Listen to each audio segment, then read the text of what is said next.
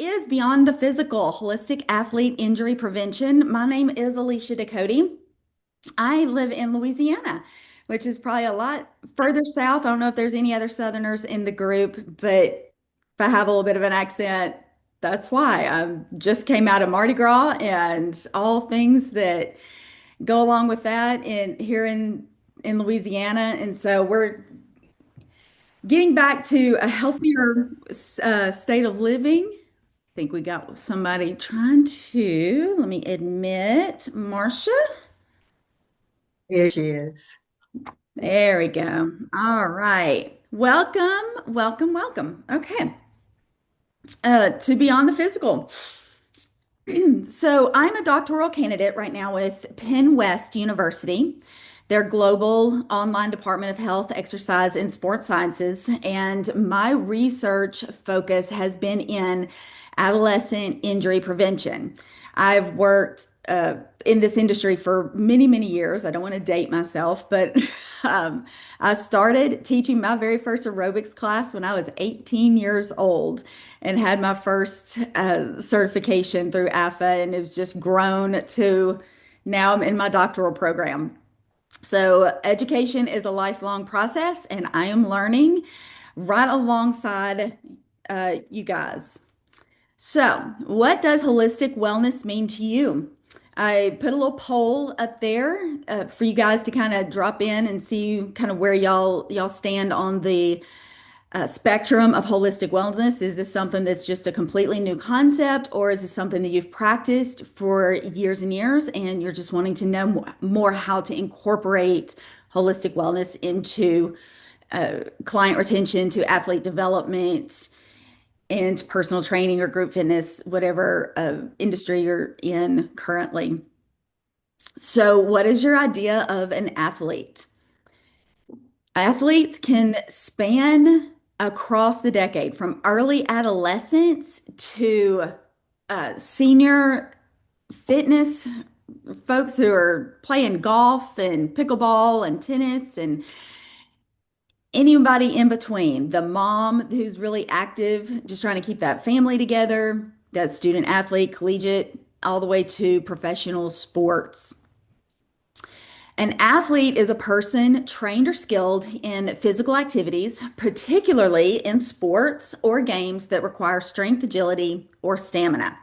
So, this can be a participant in a group fitness class, a recreational tennis player, like I said, a runner, a CrossFitter, a physique competitor. This ranges across the spectrum of athletic development. And as fitness professionals, we can become pretty complacent or overly focused on our own programs, and we can actually miss out on some client needs. I love this. This is my use of AI. These are my philosophers and warriors of wellness. I love this. I don't know if you can pick out anybody in there except for maybe Bruce Lee. But Hippocrates uh, loved, the father of wellness. The physicians take the Hippocratic oath and they look at the art of healing. Hippocrates looked at the art of healing the patient, not merely the disease. He's also coined with the phrase, let food be thy medicine, which is a pretty holistic viewpoint of treating the human body. Aquinas is in this picture. He believed in treating the whole person, body and soul. Gestalt is a psychosocial health professor, kind of one of those grandfathers of mental health. And he understood how treating a human being, you had to treat them from perception, their problem solving, their learning. You had to really link them across all these different mental, emotional, physical states and look at the patient, healing them from a holistic viewpoint. Aristotle is credited with, but the whole is something beside the parts. Our modern interpretation of that is the whole is greater than the sum of the parts. Euclid is in there, the whole is greater than the part. we're not really sure who really coined that phrase, but it's linked to those two people, Aristotle and Euclid. Even the Native Americans had a wellness wheel where they looked at the body. At the center of that wellness wheel was emotions, or a balance. I'm sorry, balance. And you had emotions, physical, spiritual, and mental health that they looked at in this medicine wheel to find balance in life. And then, of course, Bruce Lee, the reason we're kind of all in fitness, I think, I know he's the reason I'm in fitness, but he said, be water. He looked at the physical, the mental, the philosophical, and the nutritional components of overall wellness. Anybody familiar with the wellness wheel? I know I became familiar with this wellness wheel actually as an undergraduate, and there can be up to 9 dimensions of wellness. But I love a good acronym. How I can remember things, I kind of narrowed it down to 7, which I like to call the PSMO. Your physical, emotional, environmental, spiritual, social, mental, and occupational dimensions of wellness. And we're going to look at this wellness wheel and how each one of these dimensions, they are a separate compartmentalized entity, but how they make up the whole person, body, mind, and spirit, and how we can integrate aspects of this wheel into our classes, into our personal training, into our coaching to promote holistic wellness to all of our clients and all of our athletes and even ourselves. So, why holistic injury prevention? And I'll tell you a little story. So, I had a client right out of college. I was in cardiac rehab and diabetes care, and I had a diabetic client who had just been diagnosed type 2, and she was coming to the gym to start living a healthier lifestyle. And I did her orientation, did all of her Part Q, and scheduled her follow-up appointments. And we talked about nutrition, medicines, all the things, got her physician release. And when she showed up for her first appointment for cardiovascular assessment, her blood sugar was just bottomed out. It was like in the 30s. So of course we couldn't continue. We had to give her a snack, bring her blood sugar up to safe levels. Same, we talked about when she was coming after lunch, maybe have a little bit more to eat for lunch before she comes to work out, and kind of worked through some of those strategies. Next day she came back, same thing. It was like in the 40s. And I'm sitting here racking my brain trying to figure out why, like she's following all the things. Her medicine's not too much. Maybe, I've talked to her doctor on that second Yeah. day, and and come to find out, like on the third day, I was like, okay, I want to know your day from the moment you wake up to the time you walk into this facility. And I mean, minute by minute, I asked her every single part of her day. And I knew where she lived, right down the street. And it only took about 5 minutes to get from her apartment to the wellness facility. But she was leaving her apartment at 12:30, and her appointment with me was at 1:45. And I was like, "How are you getting here?" She said, "I walk." This is Louisiana. Mm. It's 100 degrees in August. I'll never forget this as long as I live. And she is walking to the gym. So I was like, okay, we have to reevaluate everything now because you're really getting Wow. a lot of fitness. So that was kind of my first wake up call to looking at clients from outside of just what is right in front of me to asking those questions that needed to be asked to really give them the tools that they needed to be successful. When I worked with athletes, I had a high school kid, high school freshman, known him since he was in seventh grade. He played four sports: football, baseball, soccer, and basketball year round, four sports. And he's sitting on the training table one day and he's like, I mean, he's exhausted. And I was just waiting for that moment that I could be like, okay, Peter, it's time. You have to pick your top two sports and you got to let everything else go because you're not going to get to college, which was his goal, by being broken down, burnout, and it's time to start taking care of your body more. And so having those conversations with from youth to people in the medical field to even senior adults, holistic wellness really does play such a part of injury prevention, injury and illness prevention. So we're going to roll through these decently fast because there's going to be a little quiz at the end, a little practicum, if you will. So that'll help you pay attention. All right. So we're going to start with physical wellness, starting with our PSMO, P for physical, looking into what keeps us physically well. First up is basic injury prevention, incorporating warm up, cool down. Hang on, we got one to, let me, all right. Hang on, we got a couple of folks coming in here. Let me get them in. All right. Um, Incorporating warm up and cool down. I don't know how many folks teach class and they have busy moms in their class that always tend to slip out for the cool down and how important it is for us to really encourage people stay for that cool down, stay for that stretch. Really concentrating on things like that helps our clients really achieve their goals.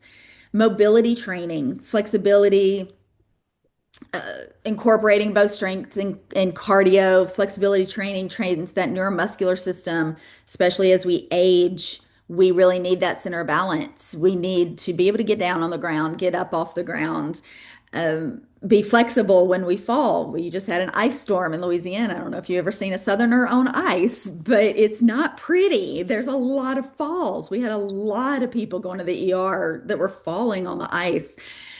And being able to fall without getting hurt is pretty key to anyone from an adolescent athlete all the way up to a senior.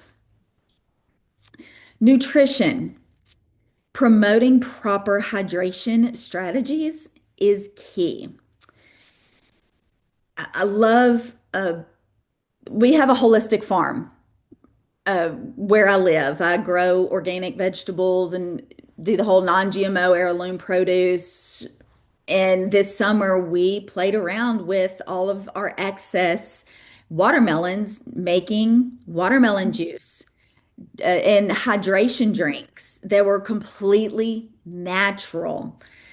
Infused waters are fabulous for folks, and it doesn't have to just be lemons or limes. You can do cranberry infused, orange infused. What are, if you need a little vitamin boost, you can combine different kind of fruits.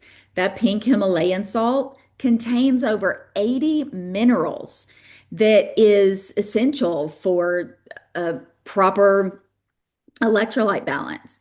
So not everyone needs a sports drink or a heavy uh, electrolyte drink unless you're really profusely sweating or doing very long periods of exercise. But bottled water, I don't know about y'all, but we have a very heavy bottled water community around here because our water is not the best. But bottled water does not contain all those minerals that the body needs to stay properly hydrated, to connect that the brain and the neuromuscular pathways to operate muscles and efficiently and effectively. So hydration is really important to be promoting that, especially with our clients and with our kids. Big time with our kids. Meal planning. Incorporating tips to help folks with meal planning. When we're tired, when other things are affecting our physical health, we're very fast to reach for the things that we don't need that's going to affect us even worse. There's a thing called the gut brain muscle axis. We'll talk about that in several slides. The gut brain axis, especially with emotional and mental wellness, but in the physical, your gut, the gut microbiome, it's directly connected to the brain. Well, now there's even more studies that are Mhm. linking that gut microbiome to our muscles, to how our muscles are firing, how our recovery is occurring, different things like that. So, proper nutrition, whole foods, good, clean foods uh, are very important to be promoting to our clients. And then, of course, rest and recovery. Sleep is vital. It's not a luxury, it's a performance tool. And we need to be promoting that, especially with all walks of life. Sleep is not a luxury, it's a performance tool. Uh, Sleep is important because it actually helps us control our nutrition. Sleep directly is related to our hormones and our hormone secretion. And when we don't get enough sleep, we are more at risk for those reaching for the things that we don't need to put in our bodies, the sugar and the processed foods and the fast food, the late night snacking, things like that, because what it does is it impairs our glucose metabolism and our insulin sensitivity so that we really is we can't help ourselves. We got to open the fridge 18 times. So sleep, super important. Moving on to emotional wellness. Uh, Emotional wellness different from mental wellness. Okay. Emotional wellness incorporates coping mechanisms, how you find yourself coping with everyday stress, with things, maybe things aren't going as planned. How do you cope with different aspects of your life? And some great techniques is teaching mindfulness, meditation, getting out in basic physical activity, not just exercise class or in the gym, but going hiking, getting out into nature. Super important when that that serotonin that is released uh, when you're out in nature, it just provides mental clarity and it actually helps us really get in tune with our emotions. Decision making is affected by stress and is linked directly again to that gut microbiome. Um, Making sure I'm not forgetting anything here. Uh, oh,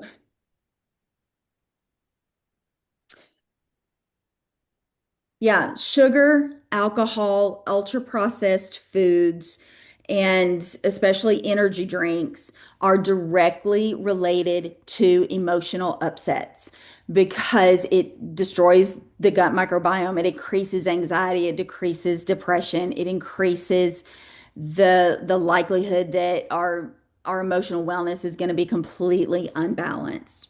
The National Institutes of Health actually has an emotional wellness toolkit. You can go to nih.gov and download the wellness toolkit.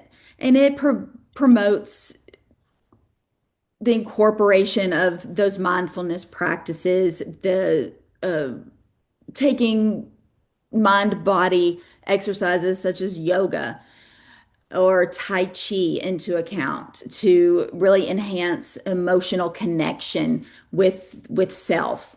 Uh, Also, it teaches us to really practice self-compassion, having compassion with ourselves, not striving for all that perfection all the time. realizing we're going to make mistakes. We're not going to have our best days. And really being okay with that. Mood, stress levels, again, very connected to that gut microbiome, that gut brain connection. Outlook. Outlook. This is where we get to play a part in, especially our clients or our athletes' overall emotional wellness. What are the words we're speaking out into the environment? Are they ones of positivity and glasses half full? Or are we constantly complaining or having negative thoughts? Negativity breeds negativity. Positivity, of course, breeds positivity. Being that positive influence in our clients and in our athletes' lives may be the only positive influence that they're getting to see that day. So being that is very important. Moving on to environmental wellness. How's your environment? Sometimes we don't think about that when we're thinking about our clients. Uh, that one goes both ways. Their environment at their home or work or occupation, and then our environment, the environment they're coming into, our gym, our sports field, our personal training studio. Do they feel safe? Is there an element of safety? Uh, we live in a very unsure time in America. I mean, it's just really no different than the civil rights movement of the 60s or the Vietnam times. Like, there's always going to be some kind of unsettling something going on into the world. So, a place for folks to feel safe is really, really vital to overall health and wellness. Relationships. Are relationships toxic or are they uh, beneficial relationships? Talking about that in with our clients is really important.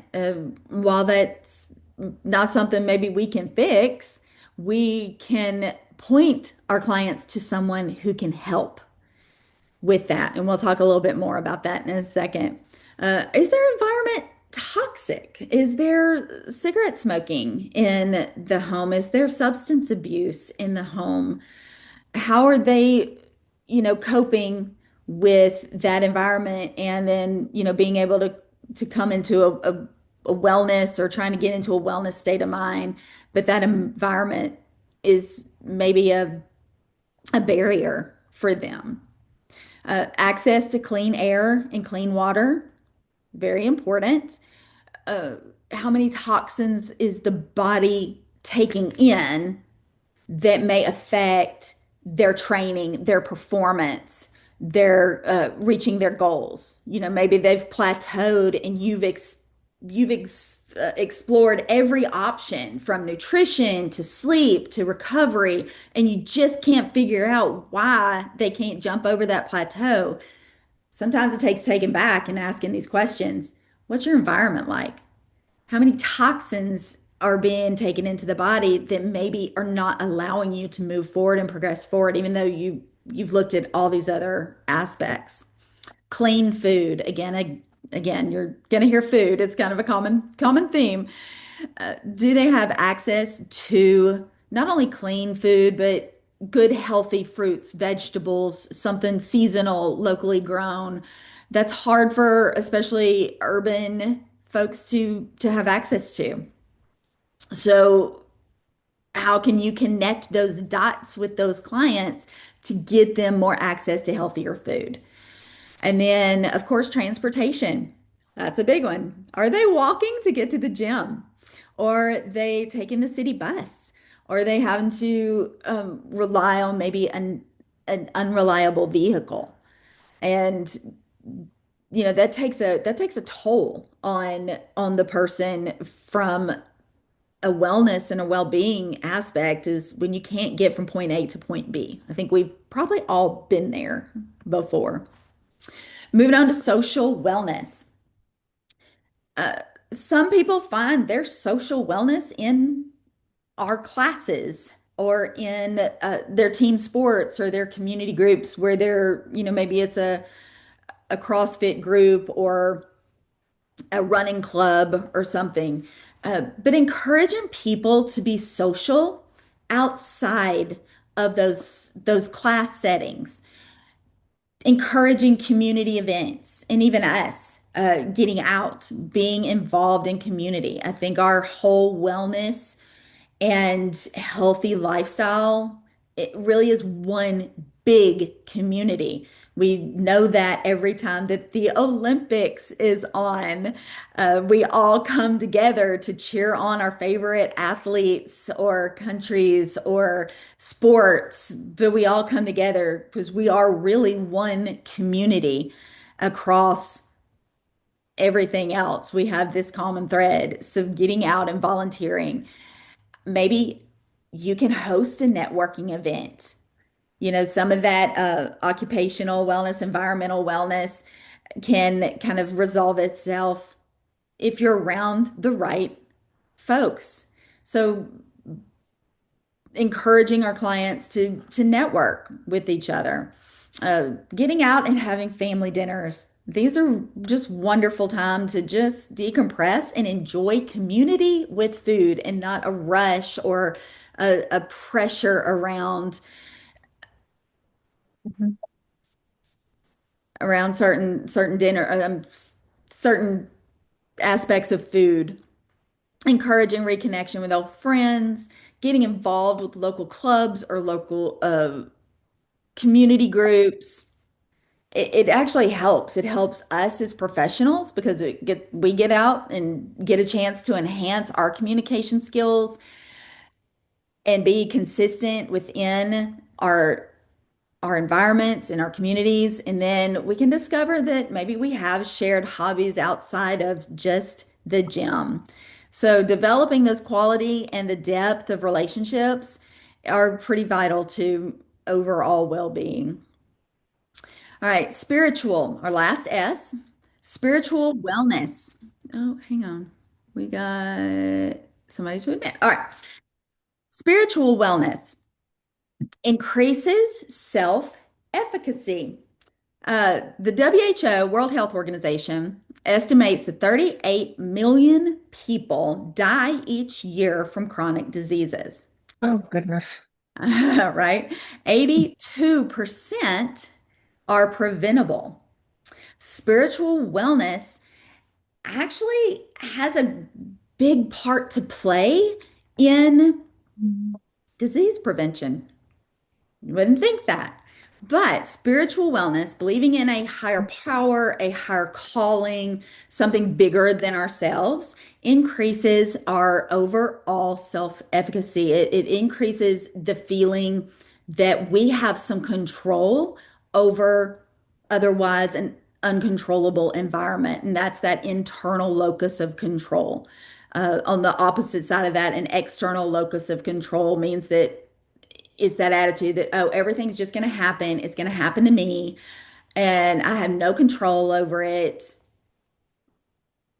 And we want that internal locus of control. We want to feel that we're a part of something. We are uh,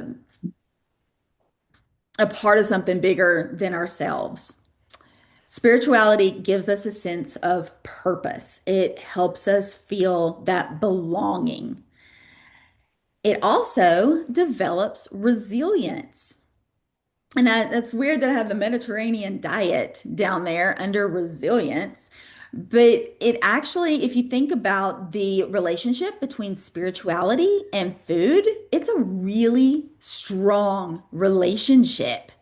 Uh, in whether you're Christian, Muslim, or just spiritual, across all religions, there's a powerful thread there with food.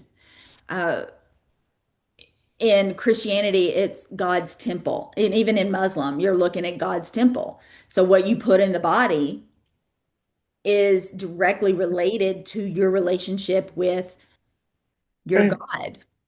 Uh, and then you have situations where you need to be aware of with clients who are in a a spiritual enlightenment or a relationship because they're going to be actually having different nutritional needs for different days. They're going to be going through periods of fasting. Uh, uh, or they may be, kosher or uh, going through like their spiritual holidays. So, we kind of need to be aware of that so that we know the training load that we're putting on them with, especially with reduced energy or reduced calorie restriction, and to know what we can and cannot do with these athletes during those days. Lifestyle, diet, it tends to be better. People who are spiritual tend to avoid overeating because they don't want to destroy God's temple again. The Mediterranean diet and spirituality actually have developed together. The Mediterranean diet or style of eating promotes eating with meaning. It's very community driven, community focused, seasonal, lots of fruits and vegetables. Really enhances that gut microbiome. And then spiritual wellness also involves that sense of service, serving fellow man, getting outside of ourselves always tends to give us that sense of hope, that sense of faith, that sense that everything's gonna work out. Mental wellness. Emotions, we talked about emotions earlier. That's how we process and handle our emotions. But mental wellness is the overall psychological well-being of ourselves. This incorporates SMART goals, teaching folks that they need to have goals for themselves that fit in that SMART anagram. Uh, they're measurable, they're attainable, they're realistic, and then being able to stepping stone up until their big overall goal. Uh, let's see. Uh, Visualization helps a lot with mental wellness. Grit and mindset, we tend to kind of fall those under mental wellness. However, when you really think about mental wellness, uh, you really start thinking about that gut microbiome, that gut brain axis. So you have the vagus nerve that runs from the brain down the spinal cord. It's kind of like your central highway of, with communication between the brain and the gut. So, for example, uh, your your stomach may tell your brain that it's hungry. Okay, that's the brain talking, I mean, the stomach talking to the brain, saying, I'm hungry. So the brain is then signaling to the body that you need to fix that hunger. However, the other side of that, take for instance, love. Your brain tells you that you're in love with someone, and then what do you feel in your stomach? You may feel butterflies or that kind of nervous stomach, which is connected to, to that brain and the whether it's oxytocin or dopamine or any of those hormones being produced, it's directly tied to your stomach somehow. So, really tying in a lot of the mental wellness components into our everyday classes, to our training sessions, are going to be important. And that is actually going to help to reduce anxiety, depression, forgetfulness, which are all again linked to that gut microbiome. So, really encouraging people to focus on the SMART goals, to get rest, to eat a good, healthy diet is going to help with our overall mental wellness. And then lastly, occupational wellness. So this is work. All right. If you're a student, school is your work. I talk to student athletes all the time. And I'm like, this is your occupation. You are earning your degree. This is your job right now. Some people may have three occupations at one time. Um, but looking at occupational wellness is really important to overall client success. Numerous studies acknowledge that there's negative health consequences when the workplace is very high in stress, provides low autonomy for individuals to be able to work, poor coworker interactions or relationships, and of course, lack of managerial support. And some people may just have an overall unhealthy work environment. Sometimes it can't be helped, but tons of studies have shown that integrating health and safety, like workplace safety and workplace health promotions, actually leads to better outcomes when they can be surrounded with it more than just 1 hour a day at the gym. When they can, say, for example, smoking cessation, or increasing better diet trends. Folks, if they're surrounded by that at work for 7 or 8 hours a day, plus they're being reinforced when they're going to the gym, that habit, that good healthy habit is forming faster, and the success rates are, of course, off the charts. And it just provides a lot more support. And then that affects all the rest of the dimensions of wellness. Interdepartmental team building. This is a fun one, especially if you're in a gym setting. I love this. I love team building across, like from personal trainers to the sports coaches to group fitness to even aquatics and even childcare. Building that team environment so that your client is super supported is really integral to client retention, to client success rates. Uh, Being able to say, okay, you're coming to this class 3 days a week, but you're not seeing any strength gains or any weight loss. You're not achieving your goals. Here's some other things on other days. Maybe you can go meet with this personal trainer 1 day a week for an intensive, and then maybe 1 day a week go get into the pool and learn to swim those laps. So you're working across multiple departments, but yet you have one common goal, and that is client success. And I've seen so many clients. For example, I've had personal training clients that they can only afford me 1 day a week. Good. They're not going to change or achieve their goals in 1 day a week.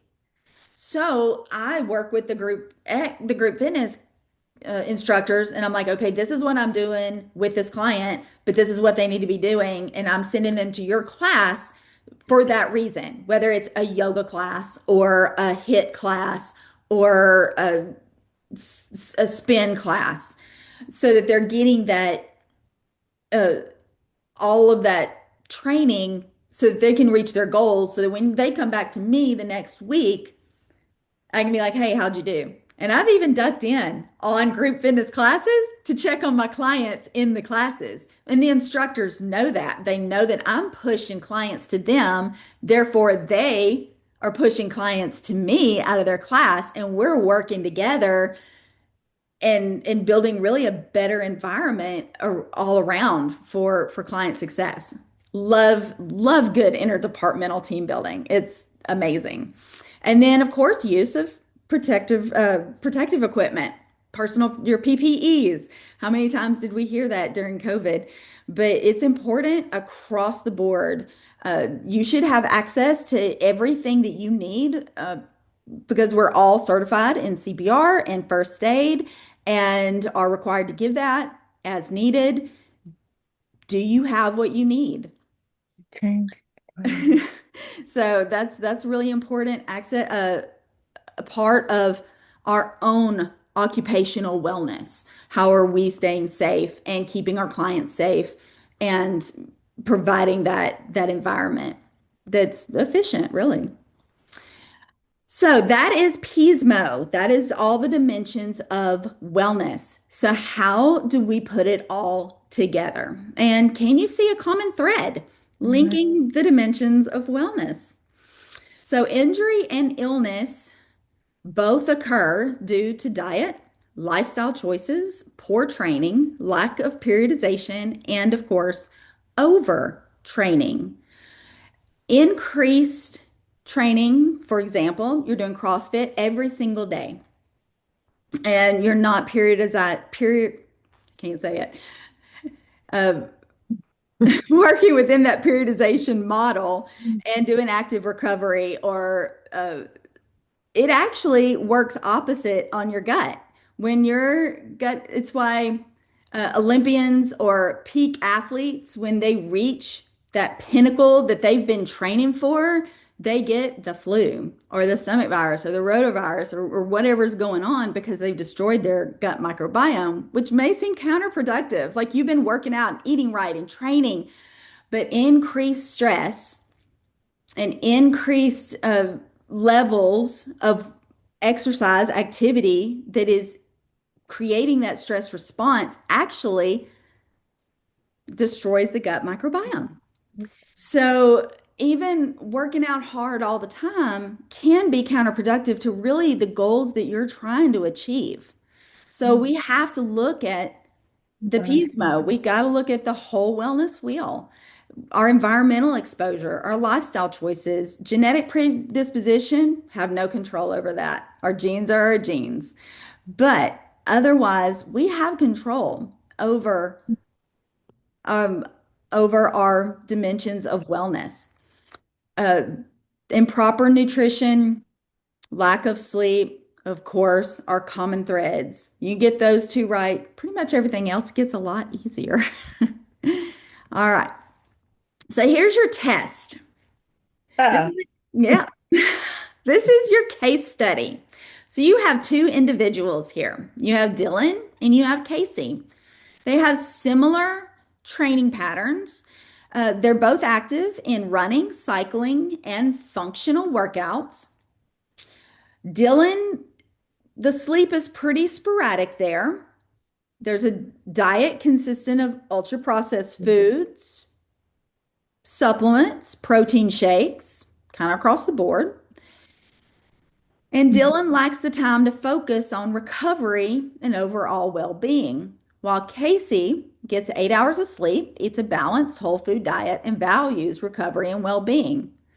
Now, while on the outside or on the surface, these two individuals look completely different.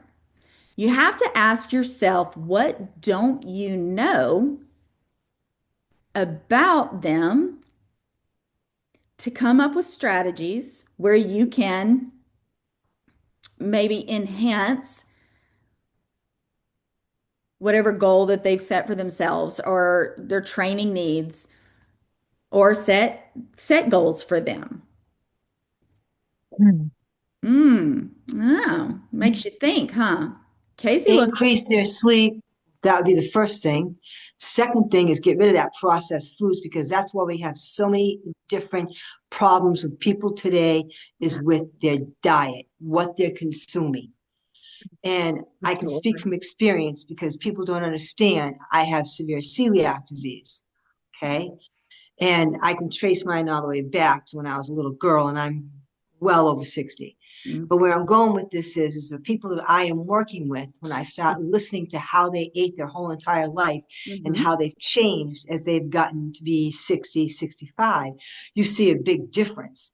So the biggest thing is their diet and their sleep. Yes, absolutely right. Yes, absolutely right. Now, what we don't know about them, we don't know how old they are. Oh, No, right. And while we can all make assumptions, we actually don't know their gender. nope. That's That's a right. question you We have to don't. ask. Yeah. Yeah, we don't. We don't know their environment. I Mm-mm. mean, there's a lot Right. of questions here we can start asking. both of these individuals, while Casey may look really good on the outside, on the surface level, how's their environment? How's their What's the emotional? environment? Yeah, exactly. What's the environment look like? What's her Mhm. genetic makeup too? Exactly. So there's a lot of things that we don't know that we need to be asking our clients. So how can you read between the lines and help each client identify gaps where they can adjust their lifestyle? And how can you help them set those smart goals and uh, teach them about their Pismo? I love lots of napkins. I've wrote on lots and lots and lots of napkins, the Pismo. When because when I'm eating dinner with especially with students, I was in student ministry for a long time as well, and student athletes, sometimes sitting down outside of training and really getting to know them is the only way to really help them overcome hurdles, overcome barriers, overcome Mhm. anything that's keeping them from achieving their goals. We also don't know where these two live. Are they Right. rural? Are they in urban? What's their income? What's their family dynamics? What's their training loads? Are they growing? Are they seniors, senior adults? There's this leaves way more questions than answers, but I purposely did this vague like this to get you to start thinking about how not only we can start to communicate with our clients, but also uh, how to maybe not assume certain things about certain clients. Some folks can, I call it what Instagram versus reality. Some folks look like they have it very well put together on the outside, but there's something that's keeping them from achieving overall wellness and well-being. And that is across the board, across the board. So, what are some implementation strategies that we can do to enhance client success? Sometimes we don't have time in a class or 1 hour training session or a team training to be thinking, okay, I need to say something about all these things. Uh, Being strategic is key to incorporating the Pismo. I love bulletin boards. Hate them when things are all over the facility, when there's 80,000 pieces of paper in 80,000 different locations across a facility. Clean it up. Make one centralized area for all of Mhm. your communication needs, and you can really be strategic. And I love it right by the door. People pass it in and out. It's Yeah. right there. If you've got a front desk or a front desk person, they can always be pointing folks, hey, did you know that this month is cancer awareness? Have you had your blood work done? Have you done skin cancer screenings?